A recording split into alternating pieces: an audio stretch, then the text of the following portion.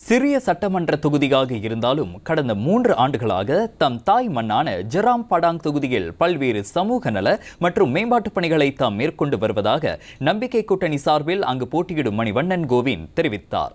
பலதரப்பட்ட மக்கள் இத்தொகுதியில் இருப்பதால் ஒரே நேரத்தில் அவர்களுக்கான தேவைகளை பூர்த்தி செய்ய பல்வேறு தனி குழுக்களை அமைத்து சேவையாற்றி வருவதாகவும் 50 வயதான மணிவண்ணன் கூறினார். தண்ணி பிரச்சனை வந்துட்டா அதுக்கு செட்டில் பண்ணுறதுக்கு தனியாக ஒரு குரூப் இருக்குது. ஒரு பட்ஜெட் இஷ்யூன்னா அதுக்கு தனியாக ஒரு குரூப் இருக்குது. ஒரு உடல் சரியில்லைன்னா அதுக்கு ஒரு செட்டான ஸ்பெஷலிஸ்ட் டாக்டர்ஸ் இருக்காங்க. ப்ரோக்ராம் மகாடேஸ், அது மகாடேஸ் யாருக்குன்னு பார்த்தீங்கன்னா இந்த கோழி வளர்க்குறவங்க, மீன் வளர்க்குறவங்க, இந்த சயூர் விற்கிறவங்க, இவங்களுக்குலாம் தனி ஸ்பெஷல் ப்ரோக்ராம். இந்த ப்ரோக்ராம்லாம் டவுனில் தான் நடக்கும். ஆனால் இந்த மணிவண்ணன் கோவிந்த் முதல் முறையாக டோன் ஜெராம் படாங்க இதுக்கெல்லாம் எடுத்து வரேன். கடந்த சில ஆண்டுகளாகவே இங்குள்ள தனித்து வாழும் தாய்மார்கள், வயதானவர்கள், மாற்றுத்திறனாளி ஆகியோருக்கான சமூக உதவிகள் கிடைப்பதில் பெரும் சுணக்கம் ஏற்பட்டுள்ளதாக மணிவண்ணன் தெரிவித்தார்.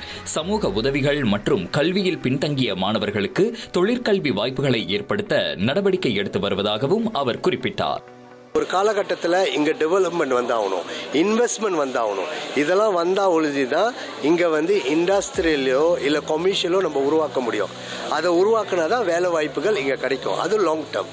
ஷார்ட் டேர்மில் பார்த்துக்கிட்டிங்கன்னா இப்போ டிகிரி படிச்சுலாம் இருக்காங்க, அவங்களுக்கு வேலை கிடைக்க போகிறதில்ல. ஏன்னா அப்ஸ்கேலிங் பண்ணணும். அது அப்ஸ்கேலிங், அதாவது இருக்கிற திறமையோட இன்னொரு ஒரு இடத்துல 2 இடத்துல இல்லை இந்த செக்டரில் அந்த செக்டரில் அவங்க வளர்த்துக்கணும். அவங்க செல்ஃபை எப்படி வளர்த்துக்கலாம்னா டிவேட் ப்ரோக்ராம் இருக்குது.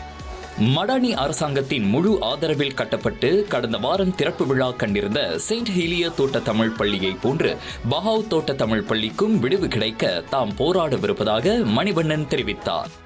கண்டிப்பாக என்னால் இந்த லாடாங் பஹாவ் தமிழ் பள்ளியை கட்டி கொடுக்க முடியும். ஏன்னு சொன்னால் மாநில அரசாங்கம் மத்திய அரசாங்கோட என்னோட உறவு. செயின்ட் ஹீலியா தமிழ் பள்ளிக்கு 8 லட்சம் வெள்ளி கொடுத்துருக்காருன்னா கண்டிப்பாக இந்த லாடாங் பஹாவ் தமிழ் பள்ளியை கட்டி கொடுப்போம். 14 வருஷம் கட்ட முடியாத தமிழ் பள்ளி எப்படி கட்டி கொடுத்தாங்க?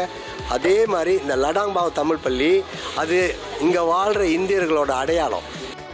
இத்தொகுதியில் 56 விழுக்காட்டு மலாய் வாக்காளர்களும் 33 விழுக்காட்டு இந்திய வாக்காளர்களும் 10 விழுக்காட்டு சீன வாக்காளர்களும் இருப்பதாக கூறிய மணிவண்ணன் அனைவரையும் உள்ளடக்கிய வளர்ச்சியை உருவாக்குவதில் தாம் உறுதி கொண்டிருப்பதாகவும் பர்னாமா செய்திகளிடம் தெரிவித்தார்.